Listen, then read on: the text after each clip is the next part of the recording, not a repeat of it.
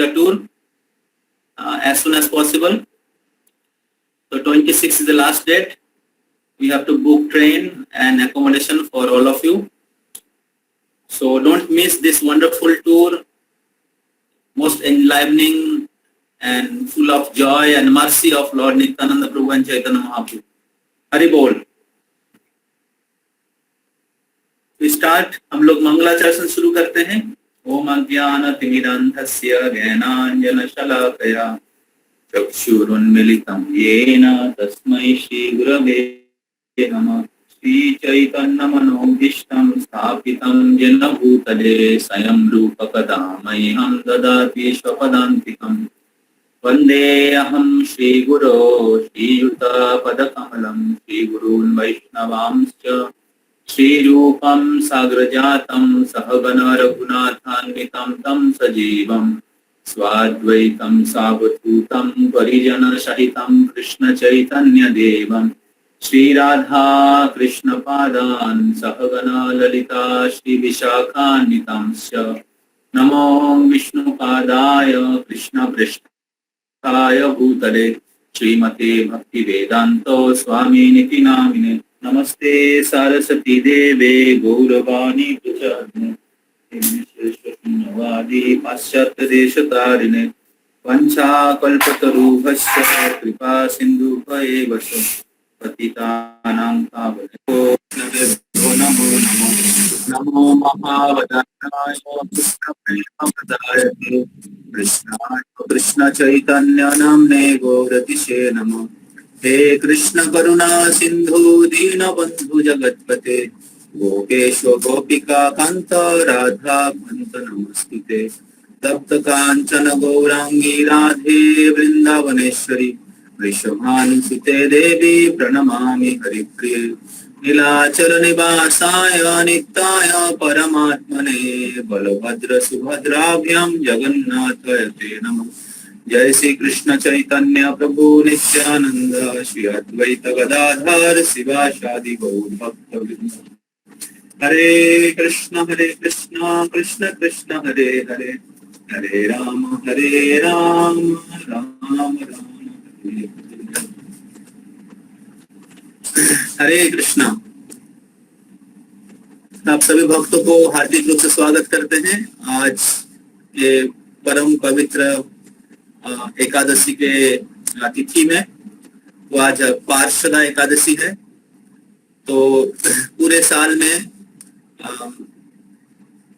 12 महीना होता है और उसमें 4 महीना बहुत ही पवित्र होता है. उसको चातुर्मास कहते हैं. इस 4 महीने के समय भगवान विष्णु वो विश्राम में जाते हैं. उसका शुरुआत होता है शयन एकादशी से, जब भगवान सोने के लिए जाते हैं. तो और फिर बीच में 2 महीने के बाद भगवान अपना साइड चेंज करते हैं. सोने के समय जैसे लोग विश्राम करते हैं साइड चेंज करते हैं, उसको कहते हैं पार्षदा एकादशी. और फिर जब 4 महीना हो जाता है, दामोदर महीना खत्म होता है, तो भगवान अपने निद्रा से जागते हैं. उसको कहते हैं उत्थान एकादशी. तो जो 4 महीना है वैष्णव संप्रदाय में, वैष्णव लोगों में बहुत ही प्रसिद्ध है. और जितने भी वैष्णव हैं अलग अलग वैष्णव संप्रदाय में, प्रामाणिक संप्रदाय में, ये चातुर्मास को बहुत अच्छे से मनाते हैं. तो और उस समय वो लोग ज्यादा से ज्यादा भगवान की भजन करते हैं, भगवान की भक्ति करते हैं, भगवान की सेवा करते हैं, भगवान की कथा श्रवण करते हैं. तो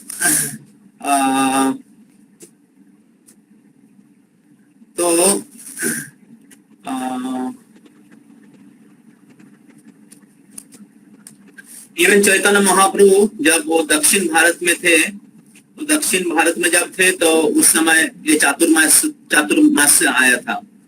तो ये 4 महीना थे. चैतन्य महाप्रभु वेंकट भट्ट के घर में रुके थे और वो ये 4 महीना उन्होंने वेंकट भट्ट के घर में श्रीरंगम में उन्होंने बिताए थे. और ज्यादा से ज्यादा कृष्ण कथा, कृष्ण सेवा, कृष्ण की प्रचार, नाम संकीर्तन, इसमें चैतन्य महाप्रभु डूबे हुए थे। तो इस प्रकार जो चैतन्य महाप्रभु जो स्वयं कृष्ण है और ये युग धर्म का पालक है, तो वो स्वयं आचरण करके सिखा रहे हैं कि कैसे हमें चातुर्मासिक समय स्पिरिचुअल लाइफ में ज्यादा से ज्यादा हमें फोकस या ज्यादा से ज्यादा हमें एब्जॉर्ब रहना चाहिए। वैदिक युग में लोग 4 से 6 महीना काम करते थे और खेती करते थे, और उससे उनको पूरे साल का जो खुराक है, जीने की सामग्रियां, वो आ जाता था। और बाकी जो 6 महीना वो ज्यादा समय भगवत भजन करते थे। इस प्रकार वैदिक युगों में खाने की कोई कमी नहीं थी, और कोई भी प्रकार की जो भौतिक वस्तुएं, प्राकृतिक हो या खाद्य हो या बेसिक रिसोर्सेज हो, किसी भी चीज का कमी नहीं थी। आज के जमाने में लोग सोचते कि हम लोग बहुत प्रोग्रेस किए हैं, हम लोग एक देश से दूसरे देश जा रहे हैं, हमारे पास बहुत करेंसी है, कम्युनिकेशन एडवांसमेंट हुआ है और बड़े बड़े बिल्डिंग्स हैं। तो लेकिन हम लोग देखते हैं कि आज के दुनिया में भौतिक सामग्रियां की बहुत कमी है। जैसे हमें पानी खरीद के पीना पड़ता है, और दूध नहीं मिलता है, अच्छा घी नहीं मिलता है, बटर नहीं मिलता है, जो भी मिलता है सब इम्प्योर है, सब में केमिकल मिला हुआ है। अच्छे फ्रूट्स नहीं मिलता है, जो भी मिलता है बहुत कॉस्टली है, और जो भी मिलता है उसमें बहुत सारे पेस्टिसाइड्स, केमिकल मिला हुआ है। और चाइना प्लास्टिक ग्रेन्स क्या बोलते बना रहा है, इसका मतलब है खाने की चीज में भी कमी है।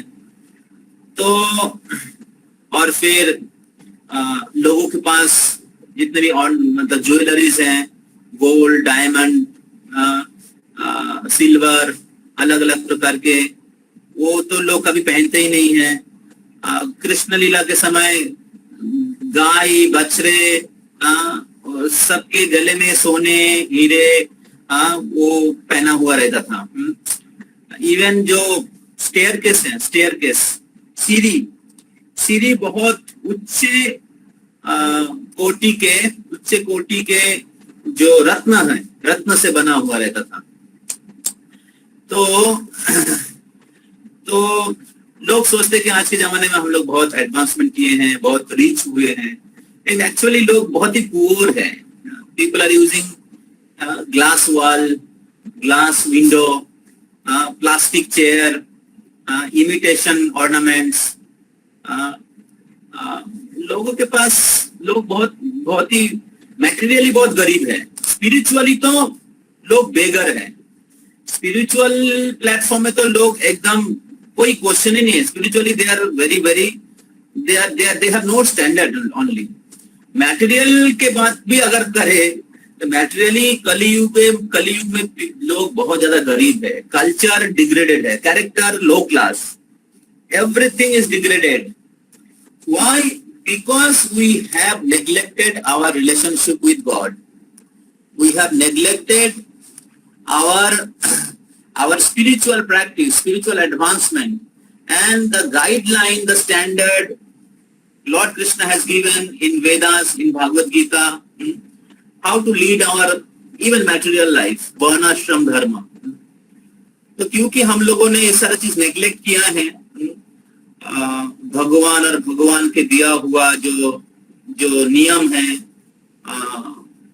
और प्रकृति के साथ निर्भर करके जीने की जो कला, गुण और कर्म के अनुसार, हमारे वर्णाश्रम धर्म के अनुसार, क्योंकि हम लोगों ने नेग्लेक्ट किया है, उसको परित्याग किया है, और इसके कारण लोग भौतिक रूप से, प्राकृतिक रूप से, सामाजिक रूप से व्यक्तिगत रूप से, स्पिरिचुअल प्लेटफॉर्म में सब सब तो हम लोग गरीब हो गए हैं। तो इसलिए श्रील प्रभुपाद जी एक कृष्ण भावनामृत और कृष्ण भावनामृत आंदोलन के द्वारा पूरे विश्व में एक कृष्ण चेतना का विप्लव लाया है, रिवॉल्यूशन। तो और श्रील प्रभुपाद जी ने कैसे कृष्ण भावनामृत को हर लेवल में प्रयोग किया जा सकता है, और इस प्रकार हमारे सामाजिक, हमारे पारिवारिक, हमारे अर्थनैतिक, हमारे आध्यात्मिक, हमारे चारित्रिक हर लेवल की समस्या को समाधान किया जा सकता है, वो श्रील प्रभुपाद जी ने खुद डेमोस्ट्रेट किया है। इस्कॉन के द्वारा पूरे विश्व में अलग अलग जगह में वो श्रील प्रभुपाद जी ने वो प्रैक्टिकली उन्होंने दिखाया है। और उसके साथ साथ लोगों की जो चेतना है, आध्यात्मिक चेतना, जो भौतिक स्तर में, आसुरिक स्तर में गिर गया है, उससे आध्यात्मिक और दिव्य स्तर में, आनंदमय स्तर में उन्होंने लेके आया। तो इस प्रकार ये जो कृष्ण भावनामृत आंदोलन है, ये असल में पूरे विश्व के लिए एक होप है, एक आशा है, जो लोगों के जीवन की समस्या को समाधान कर सकता है, लोगों को जीवन की सर्वोत्तम सिद्धि प्रदान कर सकता है और लोगों को भाग्यशाली बना सकता है। प्रभुपाद जी बोल रहे थे Krishna consciousness movement is not for foolish, unfortunate, क्या बोलते हैं, hopeless people. Krishna consciousness is for most intelligent and fortunate people, सौभाग्यशाली और बुद्धिमान लोगों के लिए। जो बुद्धिमान व्यक्ति हैं वो कृष्ण भावनामृत का जो विज्ञान है, कृष्ण भावनामृत का विज्ञान है, और जीवन के जो उच्च लक्ष्य हैं और अपने असली परिचय और कर्तव्य जो है उसको समझने की प्रयास करेंगे, और इस प्रकार एक उच्च स्तर की मीनिंगफुल लाइफ लीड करेंगे। तो इस प्रकार आज एकादशी बहुत ही विशेष दिन है, और उसमें चातुर्मास के जो बीच पार्षदा एकादशी है। चातुर्मास से शुरू होता है एकादशी से और खत्म होता है एकादशी में, और बीच में पार्षदा एकादशी है।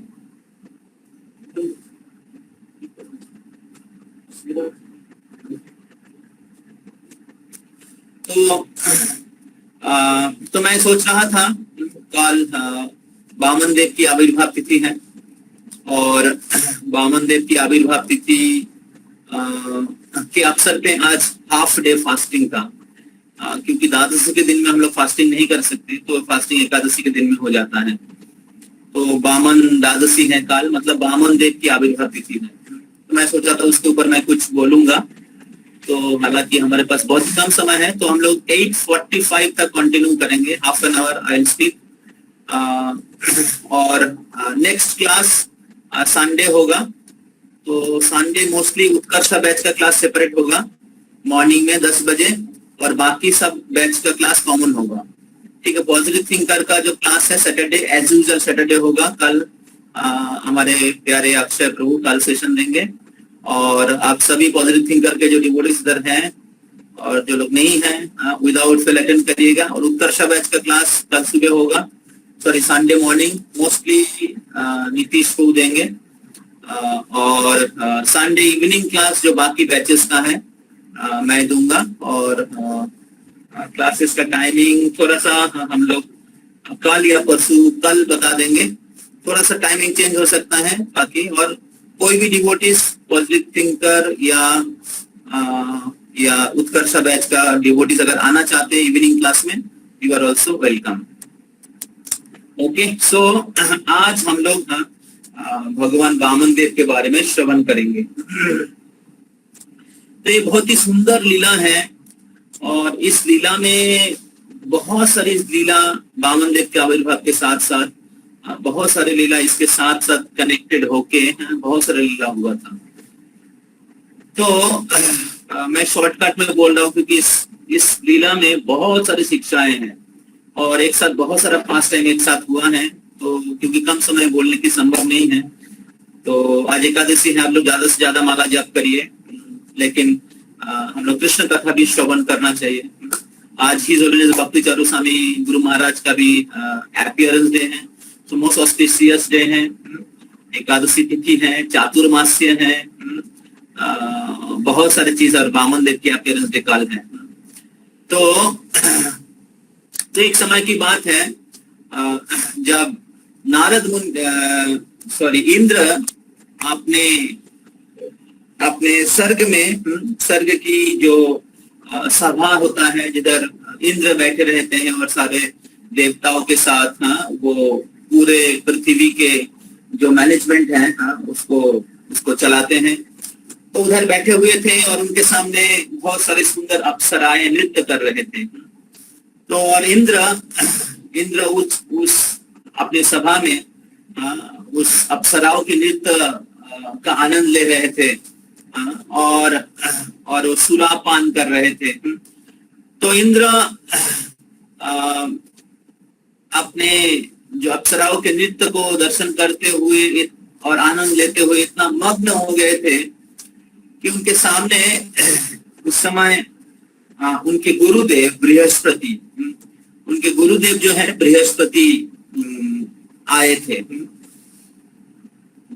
तो बृहस्पति जो देवता के गुरु हैं, तो बहुत ही वरिष्ठ व्यक्ति हैं, तो अंदर प्रवेश किए थे, लेकिन इंद्र इतना मग्न थे तो उन्होंने बृहस्पति को सम्मान नहीं दिया, उनको बैठने के लिए भी नहीं कहा, और इतने मग्न थे और इतना उसमें मत्त थे कि उन्होंने अपने गुरु बृहस्पति को सम्मान नहीं दिया।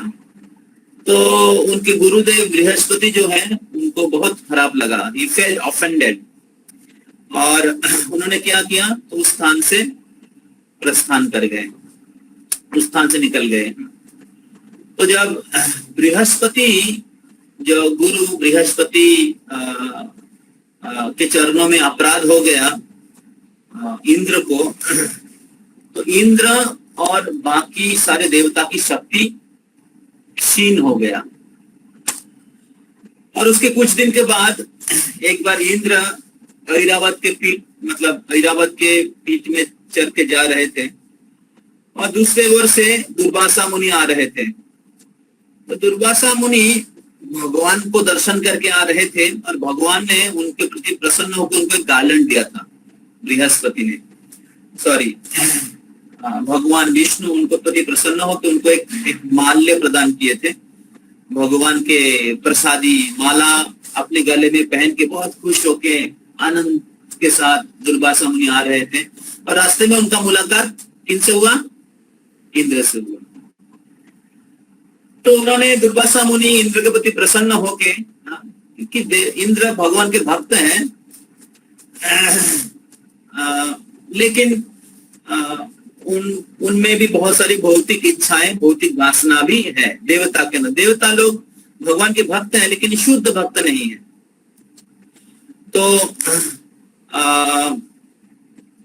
तो क्योंकि वो भक्त हैं तो दुर्वासा मुनि बहुत प्यार से वो माला इंद्र के गले में दे दिया, इंद्र को दिया था उपहार के रूप में, आशीर्वाद के रूप में। और इंद्र ने क्या किया, जब दुर्वासा मुनि चले गए तो वो भी कैजुअली वो माला निकल के ऐरावत के गले में डाल दिया। अभी ऐरावत को तो एक सेंस नहीं है कि भगवान की माला है।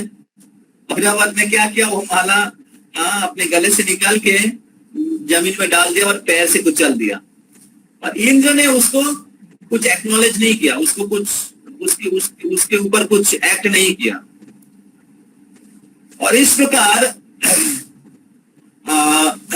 इंद्र ने भगवान के चरणों में, दुर्वासा मुनि के चरणों में अपराध किया। और जब अपराध किया तो इंद्र की शक्ति क्षीण हो गया।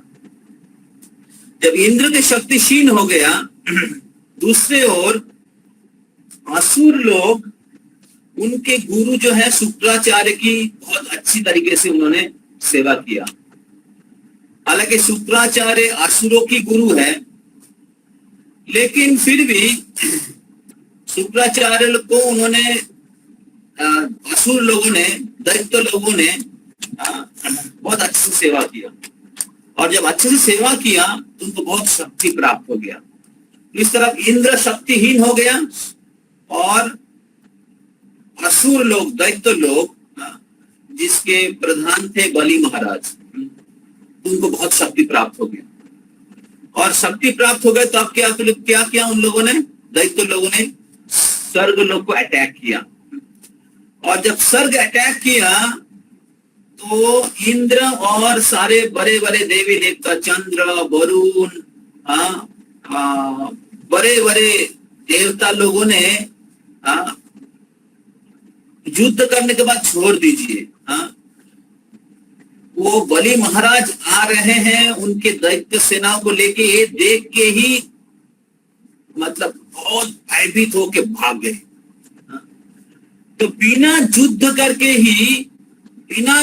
करके दैत्य लोग, बलि महाराज लोग स्वर्ग के ऊपर स्वर्ग राज्य प्राप्त कर लिए, और इंद्र स्वर्ग राज्य खो दिया। तो ये बहुत महत्वपूर्ण शिक्षा है इधर,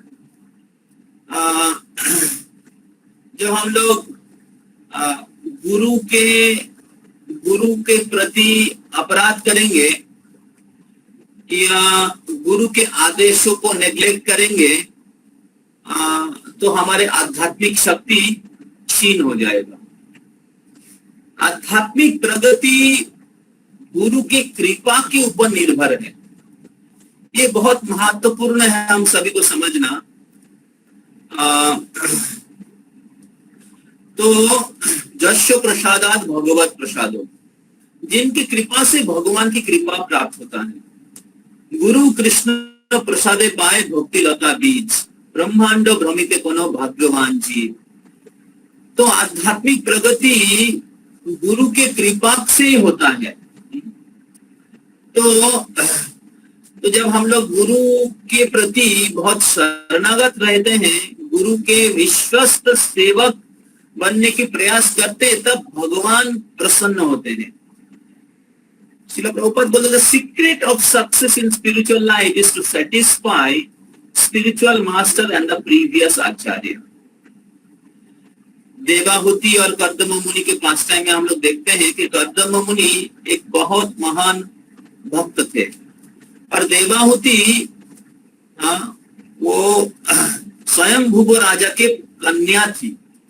बहुत स्वयंभुव राजा मतलब पूरे मनु, मतलब पूरे मानव जाति के जो हेड है, पूरे पृथ्वी के राजा हैं, उनके कन्या थी। और कर्दम मुनि एक कुटीर में रहने वाले साधारण तपस्वी मुनि, लेकिन वो स्पिरिचुअली बहुत एडवांस थे। तो कर्दम मुनि स्पिरिचुअली बहुत एडवांस है, लेकिन मैटेरियली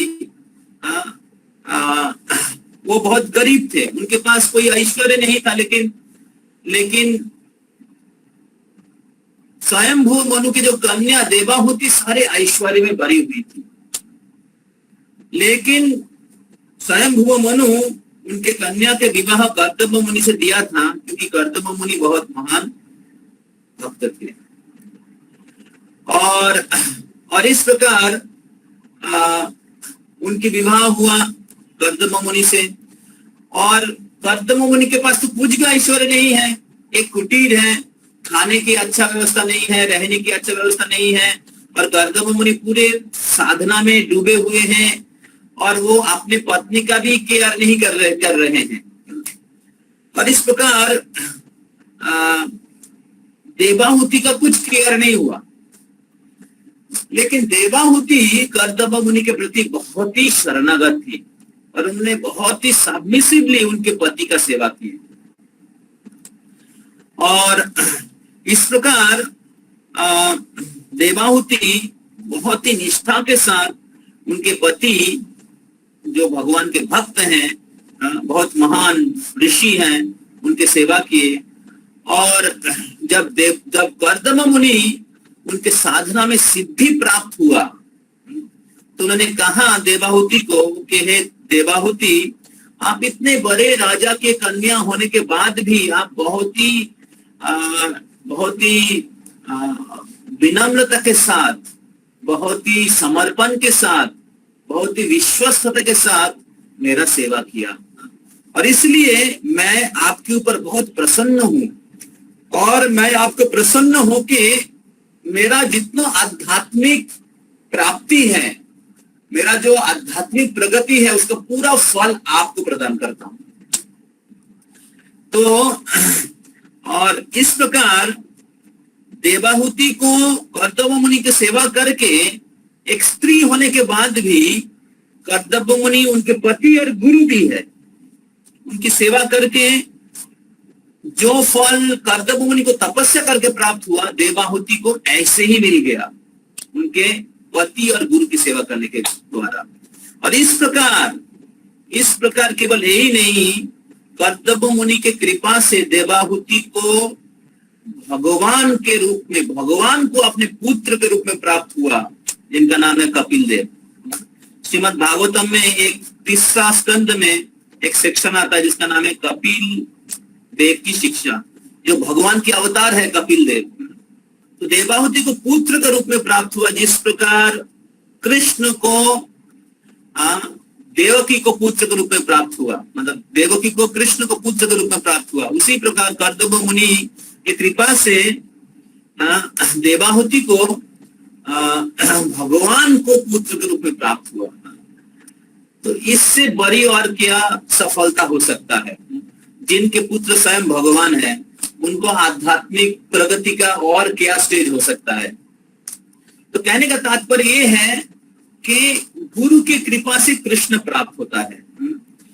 तो जब हम लोग गुरु की सेवा निष्ठा से करते हैं, उनके आदेशों का पालन करते हैं, जिस प्रकार हिज होलीनेस भक्ति चारू स्वामी गुरु महाराज, उन्होंने श्रील प्रभुपाद जी के बहुत विश्वस्त सेवक थे। तो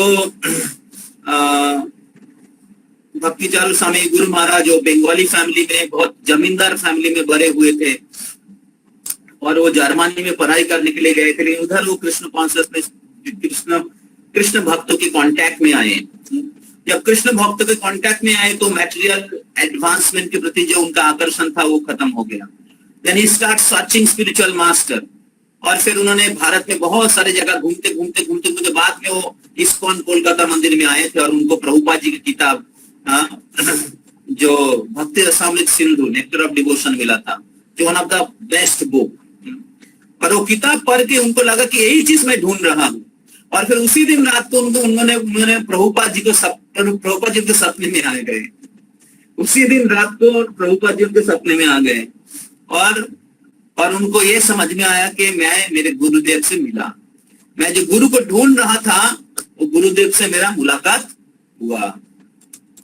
और फिर भक्ति चारू स्वामी महाराज फिर मायापुर से, कोलकाता से मायापुर गए, और उन्होंने श्रील प्रभुपाद जी के जो वरिष्ठ शिष्य थे उस समय के, भवानंद महाराज, जय पताका स्वामी महाराज, ऐसे और भी महाराज लोगों ने से मिला। और फिर कुछ दिनों में उन्होंने प्रभुपाद से उनका मुलाकात हुआ। और जब प्रभुपाद से जब उनका मुलाकात हुआ तो पहली मुलाकात में प्रभुपाद जी उनको कहा कि मेरा बुक्स को बंगाली में ट्रांसलेट करिए, मेरे जितने किताब है उसको बंगाली में ट्रांसलेट करिए। और फिर इस होलीनेस भक्ति चारू स्वामी महाराज प्रभुपाद जी के सारे किताब जो हैं बंगाली में ट्रांसलेट करना शुरू किया। आज जितने भी बुक्स हम लोग मैक्सिमम प्रभुपाद जी के बुक जो बंगाली में पढ़ रहे हैं वो हिज होलीनेस भक्ति चारू स्वामी महाराज का ट्रांसलेट किया हुआ है। तो और फिर श्रील प्रभुपाद जी कुछ ही दिनों में उनको फर्स्ट इनिशिएशन और सेकेंड इनिशिएशन एक साथ दिया। फर्स्ट इनिशिएशन और सेकेंड इनिशिएशन एक साथ दिया। तो 1976 है, 1976 और 1977 में प्रभुपाद जी चले गए। तो उस समय इस्कॉन का रूल था, अगर कोई भी डिवोटी अगर संन्यास लेना चाहते हैं तो कम से कम 1 साल, अभी तो बहुत बहुत बड़ा उस अभी बहुत स्टैंडर्ड हाई है, बहुत डिफिकल्ट है संन्यास प्राप्त करना इस्कॉन में। लेकिन उस समय रूल था कि कम से कम 1 साल किसी वरिष्ठ सन्यासी के अंडर में उनको रहना पड़ेगा और उनको सेवा करना पड़ेगा। और सीनियर डिवोटीज उनको ऑब्जर्व करेंगे। लेकिन श्रील प्रभुपाद जी उनको हरिनाम दीक्षा और ब्राह्मण दीक्षा के 3 महीने के बाद उनको संन्यास दे दिया। और सब लोग शॉक हो गए, अरे कैसे कैसे हो सकता है। लेकिन सबको पता था कि प्रभुपाद जी प्रभुपाद जी के जो स्थिति है ये सारे नियमों के परे है, और प्रभुपाद जी भगवान के भेजे हुए भक्त हैं। तो सबको प्रभुपाद जी के महानता के बारे में ज्ञात था, और इसलिए उन्होंने किसी ने क्वेश्चन नहीं किया प्रभुपाद जी को। But Prabhupada was very much impressed by भक्ति चारू महाराज डिवोशनल एटीट्यूड। तो भक्ति चारू महाराज उनके व्यवहार बहुत ही अच्छा था, वैष्णवों को जैसे होना चाहिए। स्पेशली उन्होंने बंगाली फैमिली में उनका जन्म हुआ, और बंगाली लोग जो महाप्रभु के धारा में हैं, तो उनके व्यवहार, उनके कल्चर नॉर्मली अच्छा होना चाहिए। तो महाराज के व्यवहार उसी प्रकार की थी, और महाराज बहुत ही उच्च शिक्षित थे। और उस समय इस्कॉन में ज्यादातर भक्त लोग वेस्टर्नर्स थे, विदेश से, क्योंकि प्रभुपाद जी इस आंदोलन का शुरुआत किया था विदेश में। भारत से बहुत कम ही लोग उस समय जुड़े हुए थे। तो लेकिन प्रभुपाद जी चाहते थे कि जो एजुकेटेड इंडियंस हैं ये कृष्ण कॉन्शियसनेस को सीरियसली ले, लेकिन उस समय नहीं था। लेकिन जब भक्ति चारू स्वामी महाराज आए तो प्रभुपाद जी बहुत खुश हुए। प्रभुपाद जी बहुत खुश हुए कि there is one educated Bengali who have taken this Krishna consciousness movement। तो उनके व्यवहार बहुत सुंदर थे, उनके आचार, उनके कल्चर, उनकी एटीट्यूड, और उनके बोलने की कला, वह सब कुछ बहुत ही सुंदर था। तो प्रभुपाद जी बहुत खुश थे उनके प्रति, और प्रभुपाद जी उनको अपने पर्सनल सेवा में एंगेज किए थे। और प्रभुपाद जी तो एक्सपर्ट कुक थे, जैसे मैंने पहले बताया था, और प्रभुपाद जी पर्सनली भक्ति चारू स्वामी महाराज को कुकिंग सिखाया था। और भक्ति चारू स्वामी महाराज प्रभुपाद जी के पर्सनल कुकिंग, पर्सनल, उन्होंने प्रभुपाद जी के लिए कुकिंग करते थे, प्रभुपाद जी का पर्सनल सेवा करते थे, प्रभुपाद जी के बुक्स ट्रांसलेट करते थे, प्रभुपाद जी के लेटर को ट्रांसलेट करते थे, प्रभुपाद जी के लेटर भेजते थे। उस समय जितने भी ट्रांजैक्शन हुआ है सब लेटर के द्वारा। देखिए 10 साल में श्रील प्रभुपाद जी पूरे विश्व में इतने बड़े आंदोलन को एस्टैब्लिश किया। उस समय कोई मोबाइल फोन नहीं था, और कोई क्या बोलते ईमेल नहीं था, और ज्यादातर ट्रांजैक्शन लेटर के द्वारा होता। लेटर भेजते थे, 1 महीना जाता था, और फिर 1 महीने बाद वो लेटर का रिप्लाई आता था। इतना स्लो कम्युनिकेशन था, लेकिन इतना स्लो कम्युनिकेशन में इतना फास्ट डेवलपमेंट कैसे हुआ, इतना फास्ट प्रीचिंग कैसे हुआ? Because of dedicated service to guru. तो ये आध्यात्मिक प्रगति के एक बहुत महत्वपूर्ण सीक्रेट है। अगर हम लोग भक्ति जीवन में प्रोग्रेस करना चाहते हैं तो गुरु को संतुष्ट करने की प्रयास करना चाहिए। और यही चीज कर्दम मुनि के सेक्शन में प्रभुपाद जी लिखते, the secret of success in spiritual life, the secret of success in spiritual life is to satisfy spiritual master and the previous acharyas। तो because spiritual master is representative of Krishna, by pleasing spiritual master we can please Krishna। तो इस प्रकार भक्ति चारू स्वामी महाराज उन प्रभुपाद जी के संतुष्ट करने के लिए, हालांकि वो बहुत उच्चे शिक्षित थे, उच्चे कोटि परिवार में जन्म लिए थे, जिस प्रकार देवाहुति थी, लेकिन उन्होंने प्रभुपाद जी के बहुत विनम्रता से सेवा किया। प्रभुपाद जी भी उनके गुरु के, दिस इज परंपरा, यही हमारी परंपरा है कि हमें हमारे गुरु और पूर्वतन आचार्यों की सेवा करना चाहिए। और जब आप वो सेवा भावना में रहेंगे, तब आप पूरे परंपरा के शक्ति आप रिसीव कर सकते हैं। यू विल बी एम्पावर्ड, आपको शक्ति प्राप्त होगा। इधर इंद्र को शक्ति खत्म हो गया, क्यों? क्योंकि उन्होंने अपने गुरु को रेस्पेक्ट नहीं दिया। उन्होंने भगवान की कृपा आया, उसको कैजुअली लिया। तो बहुत बार हम लोग स्पिरिचुअल लाइफ में कैजुअल रहते, we don't care about our seniors, we don't care about the instruction which is coming from spiritual master. We are very much in proud consciousness. Oh, I am this, I am that. My progress is happening because of my personal qualification. हमारे व्यक्तिगत योग्यता से हमारा progress हो रहा है। और इस प्रकार क्या होता है, we don't pay attention to follow the instruction of spiritual master. और इस प्रकार क्या होता है, हम लोग भक्ति जीवन में हमारे भक्ति जीवन का प्रोग्रेस या स्टेडीनेस नहीं आ पाता है। शुरुआत में हम लोग एंथुसियास्टिक रहते हैं, लेकिन as time passes we face many challenges, many difficulties, and our heart does not get completely purified. हमारे हृदय संपूर्ण रूप से शुद्ध नहीं होता है, और हम लोग आध्यात्मिक जीवन में स्ट्रगल करते थे। तो ये बहुत महत्वपूर्ण है इधर सीखने के लिए।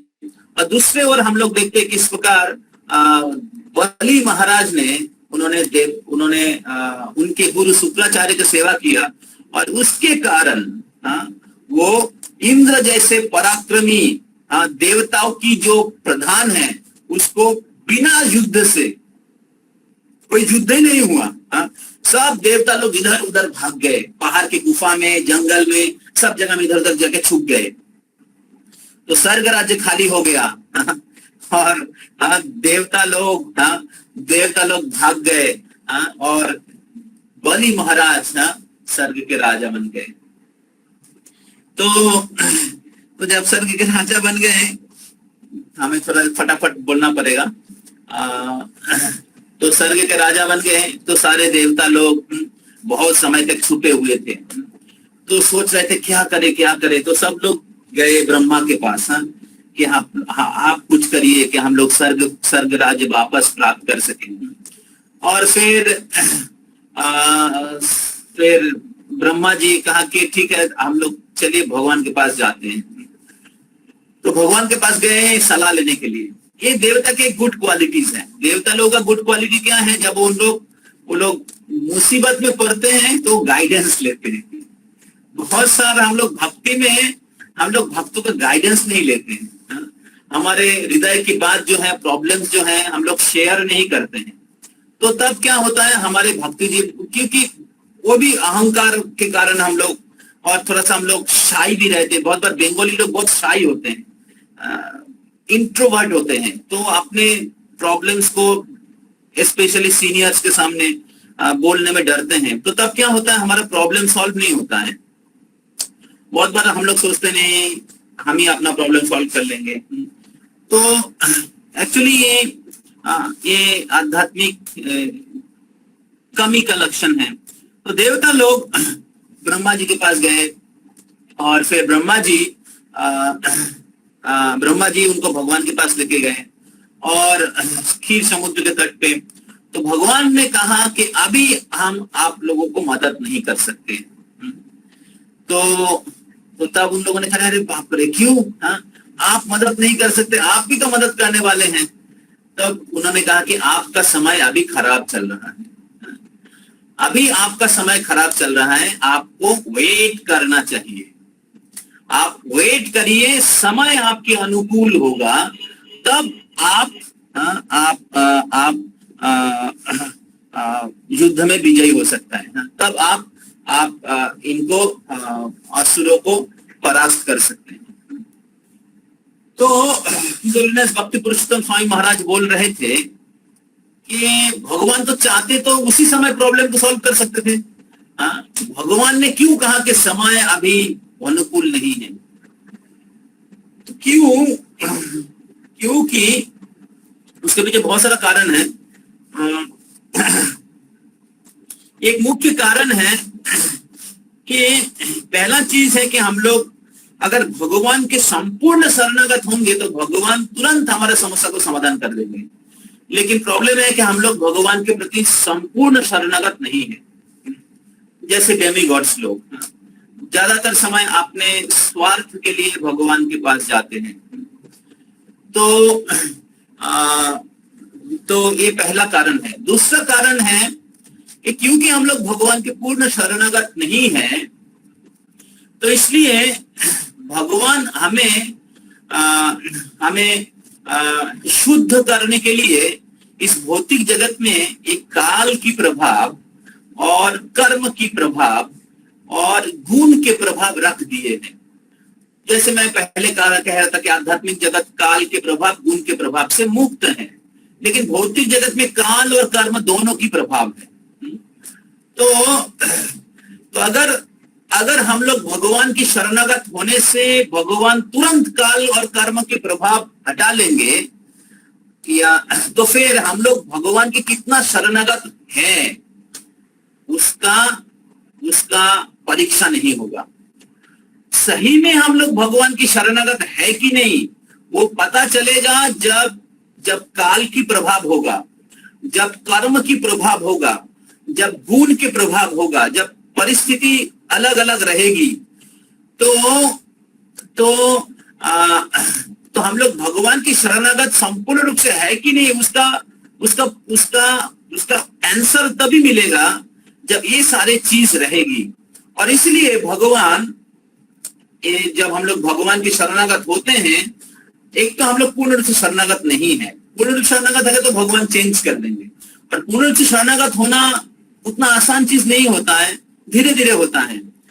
और दूसरा चीज है कि भगवान, जब हम लोग भगवान की शरणागत होते हैं, भगवान तुरंत ये सारा चीज को हटा नहीं देते हैं, इसलिए कि हमारा शुद्धिकरण हो।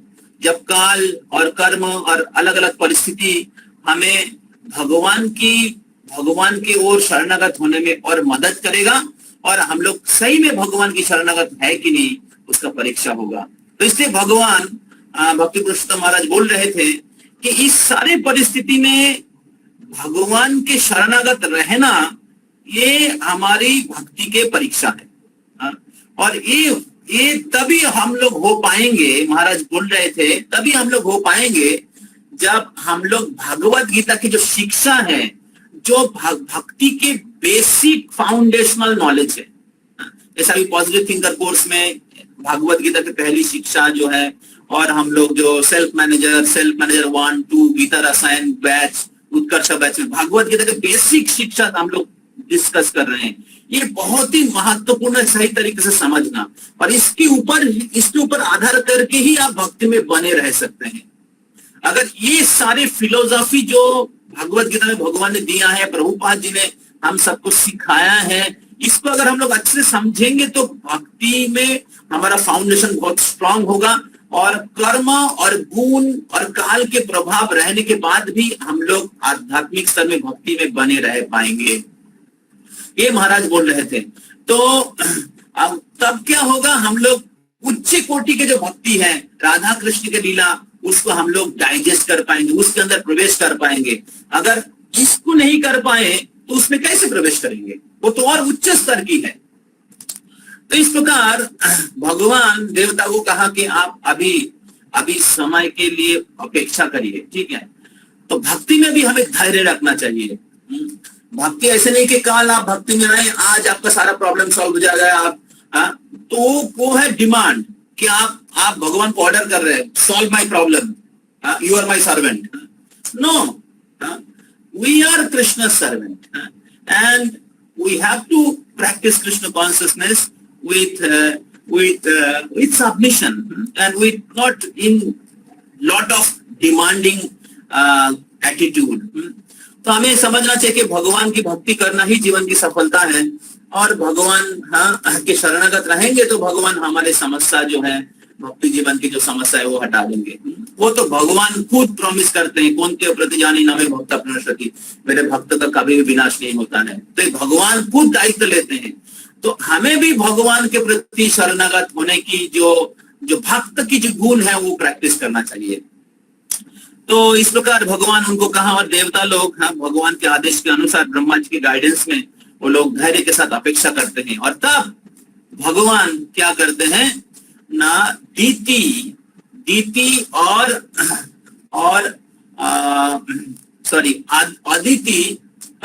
अदिति और कश्यप मुनि के पुत्र के रूप में, अदिति और कश्यप मुनि के पुत्र के रूप में वामन देव के रूप में भगवान प्रकट होते हैं।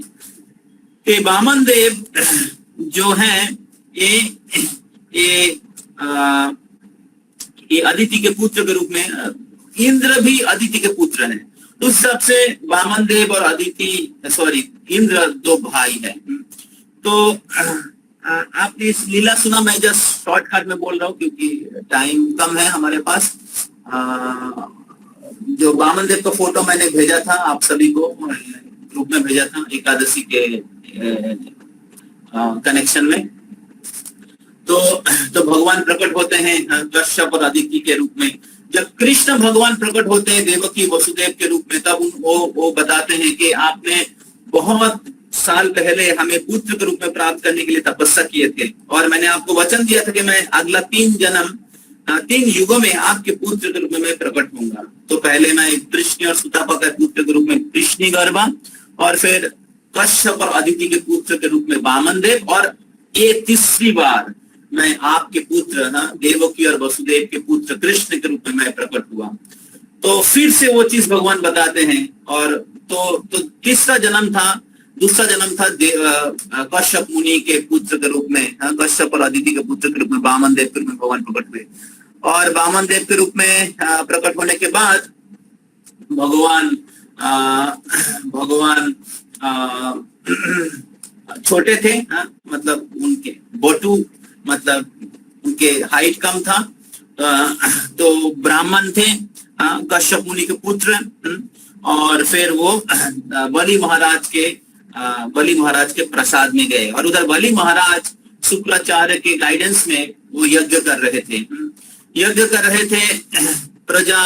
और बलि महाराज भी दैत्य थे, लेकिन प्रहलाद महाराज के पोते थे, तो भगवान के भक्त ही थे। तो वो यज्ञ कर रहे थे, और उस यज्ञ में यज्ञ चलते हुए उधर वामन देव पहुंच गए। और राजा का कर्तव्य होता है अतिथियों की सत्कार करना, विशेष करके ब्राह्मण। तो राजा की कर्तव्य होता है। तो उन्होंने वामन देव को बहुत अच्छे से सत्कार किया, उनको आसन दिया, उनके चरण धुलाए, और उनको बहुत अच्छे से उनको रेस्पेक्ट किया, और उनको रिक्वेस्ट किया कि मैं आपको मैं कैसे संतुष्ट कर सकता हूँ, आपकी क्या इच्छा है। तो वामन देव ने कहा कि हमें 3 पद भूमि चाहिए, 3 स्टेप ऑफ लैंड। तो 3 पद भूमि चाहिए। तो बलि महाराज को अच्छा नहीं लगा ये। तो बलि महाराज ने कहा, देखिए मैं पूरे पृथ्वी के राजा हूँ, और पूरे पृथ्वी के राजा के सामने आप 3 पद भूमि मांग रहे हैं, ये राजा की अपमान है। आप कुछ बड़ा चीज मांगिए। आप चाहे तो एक देश मेरे से मांग लीजिए, आप चाहे तो एक गांव मेरे से मांग लीजिए, आप चाहे तो 1000 गाय मेरे से मांग लीजिए। एक राजा को ऐसा क्यों वर मांग रहे हैं? आप ऐसा कुछ मांगिए कि आपको और कुछ मांगना ना पड़े। भगवान ने तो उसको सीरियसली ले लिया। तो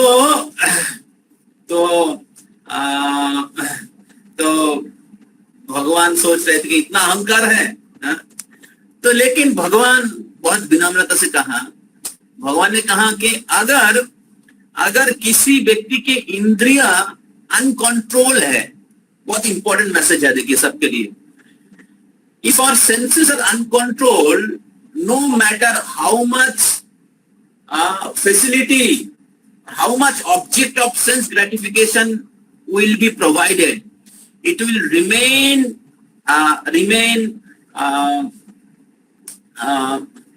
क्या बोलते हैं, it will remain insufficient for him. तो कितना भी इंद्रिय भोग की सामग्री अगर दे दिया जाए, अगर हमारे इंद्रिय अनकंट्रोल है तो कभी भी वो पर्याप्त नहीं होगा। तब वामन देव ने कहा इससे अच्छा है कि 3 पागी भूमि आप दीजिए। ब्राह्मणों को ज्यादा कामना नहीं करना चाहिए। उनमें उनको जितना जरूरत है उसमें से संतुष्ट रहना चाहिए। ये बहुत इंपॉर्टेंट है। तो हम लोगों को बहुत सारी चीज हम लोग कामना करते हैं, ये मिल जाए वो मिल जाए, जितना मिलते हैं उसमें हम लोग संतुष्ट नहीं रहते हैं। तो ये भोग की इच्छा है। तो वामन देव की शिक्षा से हमें समझना चाहिए कि हमें भोग की बहुत सारा सामग्री मिल भी जाए फिर भी हम संतुष्ट नहीं होंगे अगर हमारे इंद्रिया संयम नहीं रहेंगे। तो इस प्रकार बलि महाराज वामन देव ने कहा।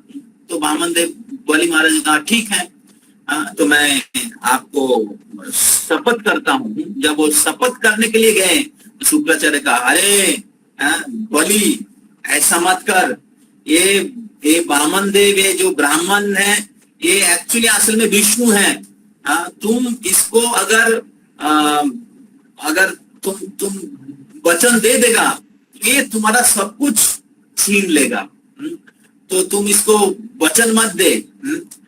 तो बलि महाराज ने सोचा, थोड़ी देर सोचा, तब उन्होंने कहा कि मैं तो यज्ञ कर रहा हूं भगवान की संतुष्टि के लिए, और वो भगवान अगर खुद यज्ञ स्थली में आ जाते हैं इससे सौभाग्यकार क्या हो सकता है।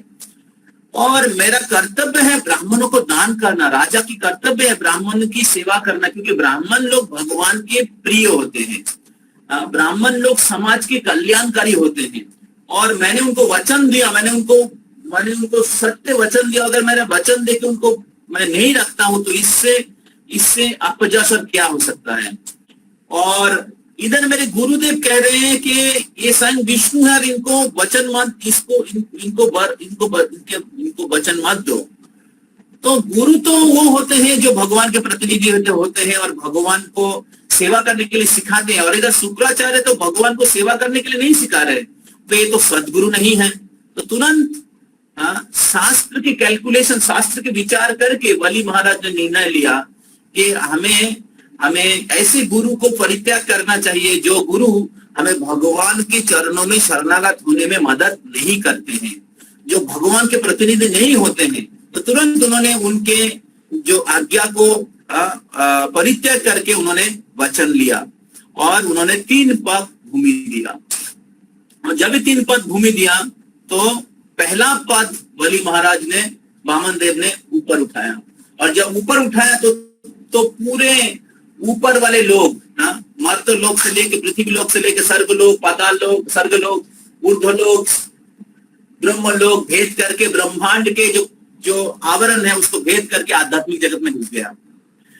और जब आध्यात्मिक जगत में घुस गया तो आध्यात्मिक जगत के, भौतिक जगत और आध्यात्मिक जगत के बीच में एक नदी है जिसका नाम है बिरजा, और वो नदी भगवान के चरणों को धो के इस ब्रह्मांड के अंदर प्रवेश किए। ब्रह्मलोक से लेके पहले ब्रह्मा जी के कमंडलू में गए, और फिर ब्रह्मा जी अपने कमंडलू से छोड़ा, फिर ऊपर लोक है तपोलोक, जनोलोक है, फिर स्वर्गलोक होके फिर पृथ्वी लोक में आए, और यही है गंगा। तो इस प्रकार गंगा की उत्पत्ति के बारे में बहुत सुंदर वर्णन है। किस प्रकार वामन देव के कृपा से जो गंगा जी है भगवान के चरण धोआ हुआ, भगवान की चरणामृत है, जो वामन देव के चरण कमल को धो के, और फिर वो भागीरथ की लीला है। किस प्रकार ये गंगा जी है उच्च लोक से लेके पृथ्वी लोक में आए। तो इस प्रकार वामन देव ने उच्च लोक ले लिया, सारे ऊपर वाले लोक, और फिर दूसरे पैर में सारे नीचे वाले लोक ले लिया। तो इस ब्रह्मांड में कोई भी जगह खाली नहीं रहा जिसके लिए उनका तीसरा पद जो है वामन देव रख सकते हैं। तो बलि महाराज ने बहुत गर्व था कि मेरे को 3 पद भूमि क्यों मांग रहे हैं, मैं तो गांव मांग लीजिए, थोड़ा 10 लाख गाय मांग लीजिए, एक देश मांग लीजिए, ऐसा कुछ मांगिए कि आपको भीख मांगना ना पड़े। लेकिन इधर भगवान ने उनको ऐसा चकमा दे दिया कि 3 पग भूमि बलि महाराज नहीं दे पा रहे, 2 पद से ही भगवान ने सब कुछ दखल कर लिया। तो बलि महाराज का सर झुक गया। बलि महाराज का सर झुक गया और भगवान हंस रहे हैं। तो बलि महाराज को शर्मिंदा कर दिया, वही अहंकार था उनका। तो बलि महाराज को भगवान ने शर्मिंदा कर दिया। तो बलि महाराज को कहा कि अभी क्या था, स्वर्ग राज्य ले लिए थे बलि महाराज। तो भगवान ने वामन देव के रूप में आए, छद्मवेश में रूप में आए, ब्राह्मण के रूप में आए, उन्होंने स्वर्ग राज्य दखल करके फिर बलि महाराज देवता को दे दिए। तीसरा पद जमीन कहा, तीसरा पद कहाँ रखेंगे, बलि महाराज को पूछा। तो बलि महाराज ने कहा कि हे प्रभु, आप तीसरा पद जो है मेरे सर के ऊपर रखिए। और तब बलि महाराज ने कहा कि हे प्रभु, कि एक राजा और राजा के जो प्रॉपर्टी होता है दोनों अलग होता है। राजा एक व्यक्ति होते हैं और राजा के जो राज्य होता है उससे अलग होता है। तो आपने हमारे राज्य लिया है, लेकिन मैं राजा जो व्यक्ति वो अभी भी हूं। तो अभी ये राजा जो है, मैं आपके चरणों में संपूर्ण रूप से शरणागत हो रहा हूं, और आपके जो तीसरा पद है मेरे मस्तक पे रखिए। और भगवान बहुत खुश हो गए हैं, बलि महाराज की समर्पण से, शरणागति से खुश हो गए, और उन्होंने अपना तीसरा पद बलि महाराज के मस्तक पे रखा। और जब बलि महाराज के मस्तक पे रखा तो बहुत सारी लीलाएं हुआ है जो मैं अभी बोलूंगा नहीं, टाइम नहीं है। तो तब भगवान ने कहा कि हे बलि महाराज, मैं आपके भक्ति से बहुत प्रसन्न हो गया हूं। तो और आपको मैं वचन देता हूं कि हालांकि इंद्र ने अपना स्वर्ग राज्य को वापस प्राप्त कर गए और आपसे मैं आपका स्वर्ग राज्य छीन लिया, लेकिन मैं आपको वचन देता हूं कि आपको मैं सुतल लोक दूंगा। सुतल लोक एक नीचे बहुत सारे लोक हैं, उसमें से एक लोक है जो जिसका नाम है सुतल लोक, जो स्वर्ग से भी ज्यादा ऐश्वर्यशाली है। आप सुतल लोक की राजा बनेंगे और मैं खुद सुतल लोक के गेट कीपर रहूंगा। हरि बोल। तो मैं सुतल लोक की गेट कीपर रहूंगा, द्वारपाल रहूंगा, और कोई भी व्यक्ति आपसे सुतल लोक छीन नहीं पाएगा। तो इस प्रकार इंद्र को तो भौतिक ऐश्वर्य चाहिए था, और उसके लिए वो भगवान की शरणागत हुए थे, और भगवान ने उनको स्वर्ग राज्य वापस दे दिया। लेकिन दूसरे ओर बलि महाराज को अपना स्वर्ग राज्य खो गया, लेकिन वो भगवान के चरणों में अपने सब कुछ समर्पण कर दिया। तो और उसके कारण क्या हुआ, उनको स्वर्ग राज्य नहीं मिला, स्वर्ग राज्य उनके से खो गया, लेकिन उनको उससे ऐश्वर्यशाली वस्तु या लोक, सुतल लोक प्राप्त हुआ। और केवल वही नहीं, भगवान को प्राप्त किए, भगवान उनके राज्य के द्वारपाल बन गए। तो इस प्रकार भक्ति के 9 अंग होता है। श्रवणम, कीर्तनम, विष्णु स्मरणम, पाद सेवनम, अर्चनम, वंदनम, दास्यम, सख्यम, आत्मनिवेदनम इति पिता विष्णु भक्तिर नवलक्षणम। तो भक्ति के 9 लक्षण है, उसमें से ये 9 में ये आखिरी है आत्मनिवेदनम। इस आत्मनिवेदन में सिद्धि प्राप्त हुआ बलि महाराज को। तो नवद्वीप धाम जो है, ये नवद्वीप धाम का जो 9 द्वीप है, ये 9 विधा भक्ति को रिप्रेजेंट करते हैं। और नवद्वीप धाम का जो सेंटर पॉइंट है वो है अंतरद्वीप, और अंतरद्वीप में चैतन्य महाप्रभु प्रकट हुए। ये अंतरद्वीप जो है आत्मनिवेदन को रिप्रेजेंट करते हैं, कंप्लीट सरेंडर। और बलि महाराज इसमें साक्ष्य में अर्जुन, श्रवण में परीक्षित, कीर्तन में सुखदेव गोस्वामी, और आत्मनिवेदन में बलि महाराज। और इस प्रकार बलि महाराज भगवान को, हालांकि बलि महाराज को स्वर्ग राज्य खो गया, लेकिन उन्होंने भगवान को कैप्चर कर लिए। तो अगर भगवान को कैप्चर करना है तो हमें भगवान से भौतिक चीज का कामना नहीं करना चाहिए। हालांकि भगवान आपको सब कुछ दे सकता है। भगवान के पास जो भी, जैसे जैसे जैसे ध्रुव महाराज भगवान के पास आए थे, उनसे पिता से भी, उनके पिता महाब्रह्मा से भी श्रेष्ठ पद प्राप्त करने के लिए, और भगवान ने उनको दिया ध्रुवलोक, जो ब्रह्मा से भी श्रेष्ठ है। उसी प्रकार इंद्र को इंद्र राज्य चाहिए था, भगवान ने दिया है। लेकिन बलि महाराज भगवान के पास, उनको पता था कि वो भगवान खुद आए हैं छल मतलब छद्मवेश में, लेकिन फिर भी उन्होंने भगवान की शरणागत हुए, और भगवान के शरणागत होने से उनको कुछ खोना नहीं पड़ा। स्वर्ग से भी ज्यादा ऊंचा पद प्राप्त हुआ, और वही केवल नहीं, भगवान उनके द्वारपाल बन गए।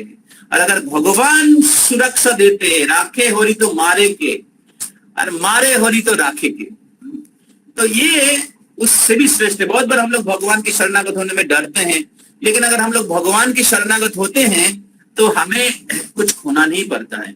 और हमें, आपको अगर भौतिक चीज चाहिए तो भगवान आपको दे सकते हैं।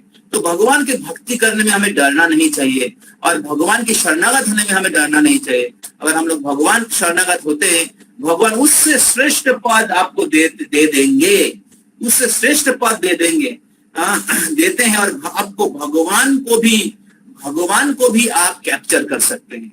जो भगवान अजीत है, जिसको कोई जय नहीं कर सकता, जो भगवान को कोई पकड़ नहीं सकता, जो भगवान मुक्ति प्रदाता है, उस भगवान को आप बंधन कर सकते हैं भक्ति और आत्मनिवेदन के द्वारा। और वही भक्ति चैतन्य महाप्रभु आए हैं सिखाने के लिए, और वही भक्ति श्रील प्रभुपाद जी सिखाने के लिए आए हैं।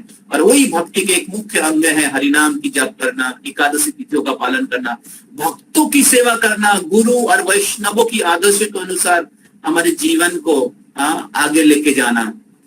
तो ये भक्ति के मुख्य अंग हैं, भक्ति के फाउंडेशन है। तो हमें इसको अच्छे से सीरियसली प्रैक्टिस करना चाहिए, और भक्ति में फिक्स्ड अप रहना चाहिए। हरे कृष्णा कृष्ण कृष्ण हरे हरे, हरे राम राम राम हरे हरे। श्रील प्रभुपाद की, वामन देव की, एकादशी महामहोत्सव की, बलि महाराज की, हरिराम संकीर्तन की, भक्ति चारु स्वामी गुरु महाराज की, समवेत गौर भक्त वृंद की, निताई गौर प्रेमानंदे, हरि हरि बोल। आप सभी को बहुत बहुत धन्यवाद।